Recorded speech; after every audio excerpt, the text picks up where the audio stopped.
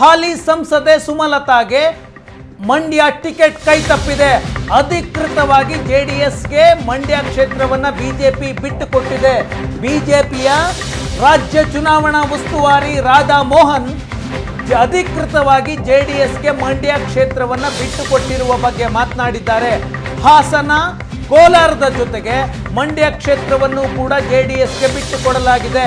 ಸುಮಲತಾ ಮಂಡ್ಯದ ಹಾಲಿ ಪಕ್ಷೇತರ ಸಂಸದೆ ಬಿಜೆಪಿಯನ್ನ ಸೇರುವ ನಿರೀಕ್ಷೆಯಲ್ಲಿದ್ರು, ಬಿಜೆಪಿಯಿಂದ ಟಿಕೆಟ್ ಸಿಗುತ್ತೆ ಅನ್ನುವ ನಿರೀಕ್ಷೆಯಲ್ಲಿದ್ರು. ಈಗ ಸಂಸದೆ ಸುಮಲತಾಗೆ ಬಿಗ್ ಶಾಕ್. ಟಿಕೆಟ್ ಇಲ್ಲ ಈ ಬಾರಿ ಬಿಜೆಪಿಯಿಂದ, ಯಾಕಂದ್ರೆ ಮಂಡ್ಯ ಕ್ಷೇತ್ರವನ್ನ ಜೆಡಿಎಸ್ಗೆ ಬಿಟ್ಟುಕೊಡಲಾಗಿದೆ.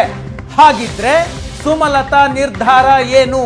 ಕಳೆದ ಬಾರಿಯಂತೆ ಈ ಬಾರಿಯೂ ಸುಮಲತಾ ಪಕ್ಷೇತರವಾಗಿ ಸ್ಪರ್ಧೆ ಮಾಡ್ತಾರಾ? ಸುಮಲತಾ ಇತ್ತೀಚಿನವರೆಗೂ ಕೂಡ 17ನೇ ತಾರೀಕು ದೆಹಲಿಗೆ ಹೋಗಿದ್ರು, 18ನೇ ತಾರೀಕು ಅಲ್ಲೇ ಇದ್ರು, 19ನೇ ತಾರೀಕು ಬೆಂಗಳೂರಿಗೆ ವಾಪಸ್ ಆದ್ರು. ಬೆಂಗಳೂರಿಗೆ ಬಂದಾಗಲೂ ಕೂಡ ಇನ್ನೂ ನಿರ್ಧಾರ ಆಗಿಲ್ಲ ಮಂಡ್ಯ ಕ್ಷೇತ್ರ, ನನಗೆ ಸಿಗುವ ವಿಶ್ವಾಸ ಇದೆ ಅಂತ ಸುಮಲತಾ ಮಾತನಾಡಿದ್ರು.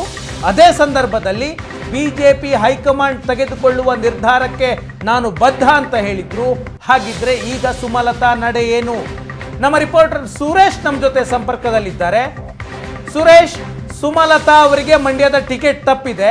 ಹಾಗಿದ್ರೆ ಸುಮಲತಾ ಮುಂದಿನ ನಡೆ ಏನು? ಪಕ್ಷೇತರವಾಗಿ ಸ್ಪರ್ಧೆ ಮಾಡ್ತಾರಾ ಅಥವಾ ಮೈತ್ರಿಯ ನಿರ್ಧಾರವನ್ನು ಒಪ್ಪಿಕೊಂಡು ಕುಮಾರಸ್ವಾಮಿಯವರ ಜೊತೆಗೆ ಪ್ರಚಾರ ಮಾಡೋದಕ್ಕೆ ಸುಮಲತಾ ಒಪ್ಕೊಳ್ತಾರಾ ಅಂತ? ಕಳೆದ ವಿಧಾನಸಭಾ ಚುನಾವಣೆಯ ಉದ್ದಕ್ಕೂ ಬಹಳಷ್ಟು ರಾಜ್ಯದ ಗಮನ ಸೆಳೆದಂಥ ಕ್ಷೇತ್ರ ಮಂಡ್ಯ.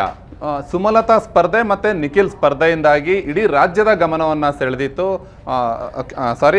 ಲೋಕಸಭಾ ಚುನಾವಣೆಯಲ್ಲಿ ಇಡೀ ರಾಜ್ಯದ ಗಮನವನ್ನು ಸೆಳೆದಿದ್ದಂಥ ಕ್ಷೇತ್ರ ಮಂಡ್ಯ.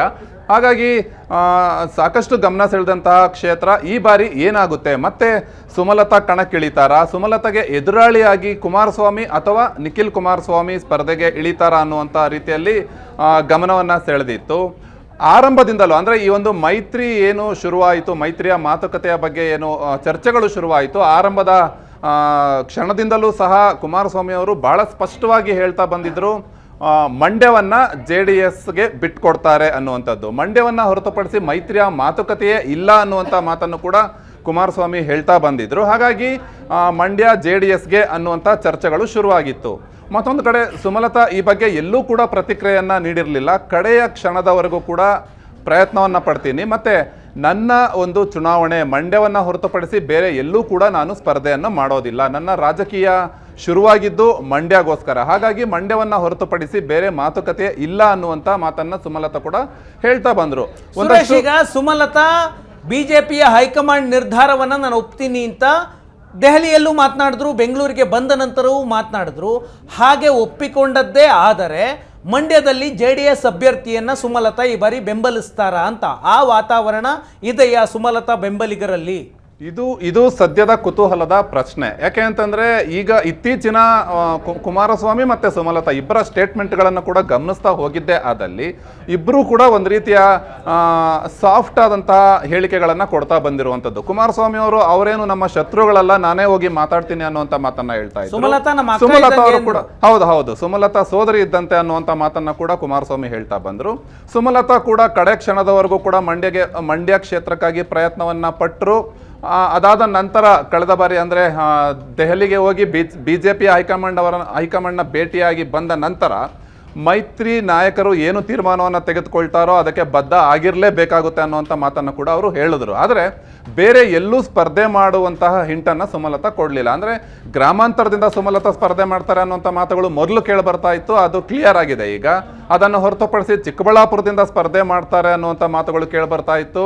ಅದಕ್ಕೂ ಕೂಡ ಸುಮಲತಾ ಅವರು ಯಾವುದೇ ಕಾರಣಕ್ಕೂ ಒಪ್ಪಿಗೆಯನ್ನು ಸೂಚಿಸಿಲ್ಲ. ಸುರೇಶ್, ಸುಮಲತಾ ಅವರ ರಾಜಕೀಯ ಭವಿಷ್ಯ ಏನ್ ಮಾಡ್ತಾರೆ ನೆಕ್ಸ್ಟ್?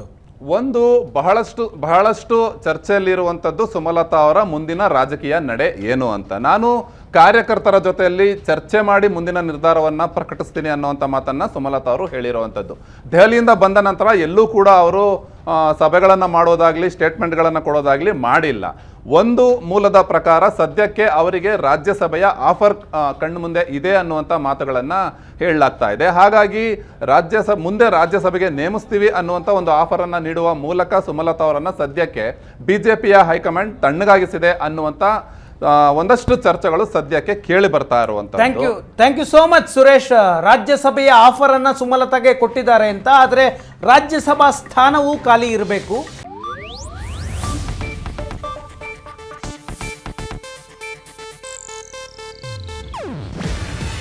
ಇದು ಏಷ್ಯಾನೆಟ್ ನ್ಯೂಸ್ ನೆಟ್ವರ್ಕ್ ಪ್ರಸ್ತುತಿ. ನೀವು ನೋಡ್ತಿದ್ದೀರಾ ಏಷ್ಯಾನೆಟ್ ಸುವರ್ಣ ನ್ಯೂಸ್.